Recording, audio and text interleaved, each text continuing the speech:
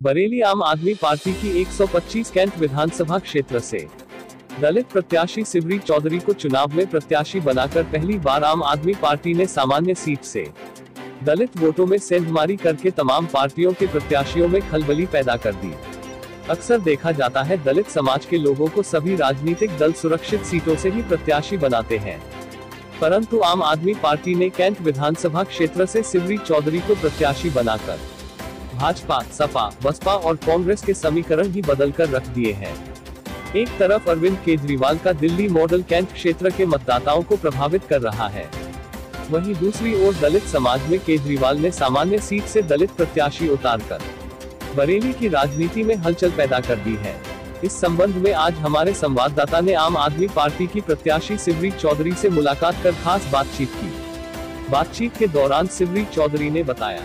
बरेली से रफी मंसूरी की रिपोर्ट। नमस्कार, मैं सिबरी चौधरी 125 कैंट विधानसभा आम आदमी पार्टी से प्रत्याशी हूं और मेरा यही एजेंडा है कि मैं केजरीवाल जी के दिल्ली मॉडल को यूपी में भी लेकर आऊं और जो लोगों की समस्याएं हैं, सबसे ज़्यादा बिजली, जो हम इस टाइम बिजली कैंपेनिंग चला रहे हैं, हमें घर घर जाकर पता कर लग रहा है कि एक दिन में कम से कम 10 से 15 लोगों के घरों की लाइटें कटी होती हैं। तो हमें ये बहुत ज़्यादा दुख होता है कि लोग आजकल रोटी खाने को भी मोहताज हैं और अंधेरे में अपना जीवन व्यतीत कर रहे हैं। लोग कहते हैं कि हमारी बिजली कटी है, हमारा बिल 2000 आता है, 2500 आता है। तो केजरीवाल जी की सरकार आती है तो हमें सबसे पहला हमारा 300 यूनिट तक हम बिजली फ्री देंगे। जैसे दिल्ली में केजरीवाल जी ने 200 यूनिट तक बिजली फ्री दी है, ऐसे ही हम यहाँ पर 300 यूनिट बिजली देने का वादा कर रहे हैं। और सबसे बड़ा हमारा जो मेन पॉइंट है वो है दवाई और शिक्षा। जैसे दिल्ली में केजरीवाल जी ने शिक्षा के लिए पूरी तौर पर मजबूती दी है, सरकारी स्कूल इतने अच्छे कर दिए हैं कि माँ बाप घर बैठे अपने बच्चे को देख सकते हैं कि बच्चा क्या कर रहा है, हमारा स्कूल में कोई परेशानी तो नहीं हो रही है। यूपी जैसा हाल नहीं है कि बस खाली दाल चावल खिला दिया और हो गया। वो अपनी शिक्षा पर पूरा ध्यान दे रहे हैं। और दवाई को लेकर अगर यहाँ केजरीवाल जी की सरकार आती है तो यहाँ हम हर मोहल्ले में मोहल्ला क्लिनिक होगा, उसमें एक डॉक्टर बैठा होगा, एक नर्स बैठी होगी और लोगों को असिस्ट करने के लिए एक असिस्टेंट होगा। इसीलिए हम केवल केजरीवाल जी के मॉडल को ही लेकर यूपी में काम करेंगे। यही मेरी सभी कैंट विधानसभा से प्रार्थना है कि आप सभी से सहयोग चाहिए और अच्छा प्यार चाहिए ताकि हम केजरीवाल जी को यूपी में भी लेकर आएँ और उनके मॉडल पर काम करें। मैडम ये बताइए, 300 यूनिट जो आपने ऐलान किया है दिल्ली पैटर्न पर, वहाँ 200 यूनिट दिए जाते हैं, यूपी में आप 300 यूनिट बिजली फ्री देंगे, लेकिन ये 300 यूनिट बिजली फ्री देने का आपने मानक क्या तय किया है? केजरीवाल जी का मानक क्या है? किस तरीके से 300 यूनिट आप लोग बिजली फ्री करेंगे? देखिए, पहली चीज़ हमारी बिजली कैंपेनिंग चल रही है जो कि हम डोर टू डोर जाकर कर रहे हैं। हमारी डेली 10 से 12 टीमें निकलती हैं जो लोगों के मीटर होते हैं उनका रजिस्ट्रेशन करती हैं।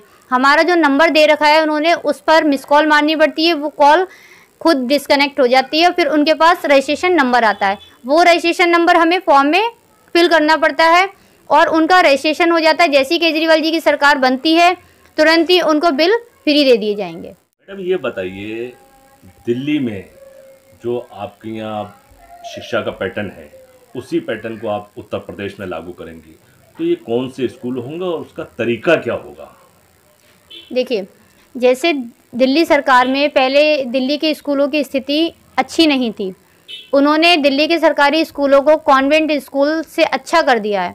ऐसे ही अगर यूपी में सरकार आएगी तो हम सारे जो सरकारी स्कूल हैं उनको कॉन्वेंट स्कूल का बहुत अच्छे से इंग्लिश मीडियम की पढ़ाई दी जाएगी। मैडम एक बात ये बताइए, हमारे यहाँ उत्तर प्रदेश के अंदर जितने भी प्राइमरी, जूनियर, परिषदीय स्कूल हैं, जी, वहाँ पर तो हिंदी मीडियम के टीचर हैं और आप जब वहाँ कॉन्वेंट की पढ़ाई देंगी तब वहाँ पर व्यवस्था कैसे बेहतर बनेगी? कैसे बच्चों को इंग्लिश मीडियम की पढ़ाई दी जाएगी? देखिए, पहले जो यूथ है हमारा वो बेरोजगार घूम रहा है और आजकल जो ज़्यादा से ज़्यादा पढ़ाई है युवा यूथ ने कॉन्वेंट स्कूल से कर रखी है, तो उन्हीं को हायर करके हम उनको कॉन्वेंट स्कूल में भर्ती कराई जाएगी उनकी, और जो कॉन्वेंट स्कूल होंगे उन्हीं को उनको हायर किया जाएगा। और हमारे स्कूल की जो पढ़ाई होगी वो इसीलिए कॉन्वेंट स्कूल अच्छे होंगे और युवा यूथ को बेरोजगारी से भी छुटकारा मिलेगा। जो आजकल MSc कर रखे हैं, B.Ed, B.Tech कर रखे हैं, बेरोजगार घूम रहे हैं, उनके पास जो बेरोजगारी के चारा है वो बिल्कुल रोजगार है ही नहीं कोई, तो इसलिए हम उनको रोजगार देंगे। मैडम आपने अभी बात कही स्वास्थ्य और चिकित्सा की, जी। तो दिल्ली में आपकी सरकार ने बेहतर स्वास्थ्य सेवाएं दी हैं, दिल्ली में बेहतर हॉस्पिटल दिए हैं, जितने सरकारी हॉस्पिटल थे, मोहल्ला क्लिनिक आपका कामयाब है। तो हम ये जानना चाहते हैं कि उत्तर प्रदेश के लिए और विशेष करके आपकी कैंट कॉन्स्टिट्यूंसी के लिए क्या रणनीति, क्या पॉलिसी है आपकी पार्टी की? देखिए, सबसे पहले हमारी जो प्राथमिकता रहेगी वो मोहल्ला क्लिनिक रहेगा।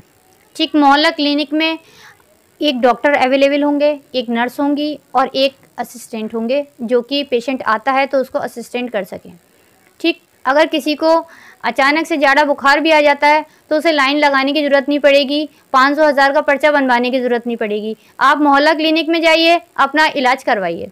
ठीक है, फिर जब हमारा मोहल्ला क्लिनिक होगा तो जो इतने रुपए ले रहे हैं प्राइवेट हॉस्पिटल, उनको वहाँ जाने की बिल्कुल भी ज़रूरत नहीं पड़ेगी। सरकारी हॉस्पिटल में ही वो सुविधा आपको अवेलेबल की जाएगी। और जो ग्रामीण है और शहरी क्षेत्र के हॉस्पिटल हैं, उनका हाल किसी से छुपा नहीं है। इतनी बुरी हालत है कि लोग पूरे दिन लाइन लगाकर सरकारी हॉस्पिटलों के चक्कर लगाते रहते हैं। डॉक्टर कहते हैं आप 5,000 जमा करिए, 10,000 जमा करिए, तब आपका ऑपरेशन होगा। तो ऐसा कुछ भी नहीं होगा। जब केजरीवाल जी की सरकार आएगी तो आपको फ्री बिल्कुल सुविधा दी जाएगी, अच्छी से अच्छी दवाई अवेलेबल की जाएगी, अच्छे से अच्छे डॉक्टर अवेलेबल किए जाएंगे और आपको सारी सुविधाएं बहुत अच्छे से दी जाएंगी। मैडम, 125 कैंट विधानसभा क्षेत्र जी। सबसे पिछड़ा हुआ क्षेत्र है, चूँकि यहाँ पर अल्पसंख्यक, दलित और पिछड़ा वर्ग के लोग रहते हैं अधिकतर। यहाँ की आबादी में आपको गंदगी के अंबार मिलेंगे, हल्की सी बारिश में जल भराव होता है, टूटी सड़कें मिलेंगी, सीवरेज सिस्टम नहीं है। तो इसके लिए आपकी क्या योजना है? देखिए, बरेली विधानसभा में सबसे पिछड़ा जो क्षेत्र माना जाता है वो कैंट विधानसभा को ही माना जाता है, क्योंकि यहाँ पर ओबीसी, दलित, अल्पसंख्यक बहुत अधिक संख्या में रहते हैं। जो मेनली वोटर्स हैं वो यही हैं हमारे। और बात रही नालियों की और जल भराव की, तो यहाँ पर 1 घंटे की बारिश में लोगों के घरों में पानी पहुँच जाता है। लोग खाना बनाने को भी बेचारे मोहताज हो जाते हैं कि उन्हें कैसे खाना पहुँचाया जाए। आज स्थिति देख रहे हो आप, जगह जगह बाढ़ आई हुई है। सुभाष नगर के ही करेली में हमारे, और ये कैंट विधानसभा नहीं आता है लेकिन एरिया सटा हुआ है सुभाष नगर से, तो यहाँ बाढ़ आ रही है अभी। तो सबसे पहली समस्या जब दिल्ली में केजरीवाल जी ने सरकार बनाई थी तो यहाँ से ज़्यादा बुरी स्थिति वहाँ की थी। हमारा प्रयास यही रहेगा कि हमारी सरकार बनती है तो हम हर एक व्यक्ति से वायदा करते हैं कि जो जो उनकी समस्याएं हैं हम बिल्कुल उनको पूर्ण करने की पूरी कोशिश करेंगे, और जो जो समस्याएं हैं वो हम उनको अच्छे से निपटाएंगे। मैडम, ये बताइए, कैंट विधानसभा क्षेत्र की जनता को आप क्या संदेश देना चाहती हैं? मैं कैंट विधानसभा की जनता को यही संदेश देना चाहती हूँ कि केजरीवाल जी ने जैसे काम किया है दिल्ली में, ऐसी अगर हम यहाँ पे हमारा हम जीतते हैं और यहाँ से हमारी सीट निकलती है तो हम भी जनता को कहीं से कहीं तक निराश नहीं करेंगे, उनका पूरा सहयोग करेंगे।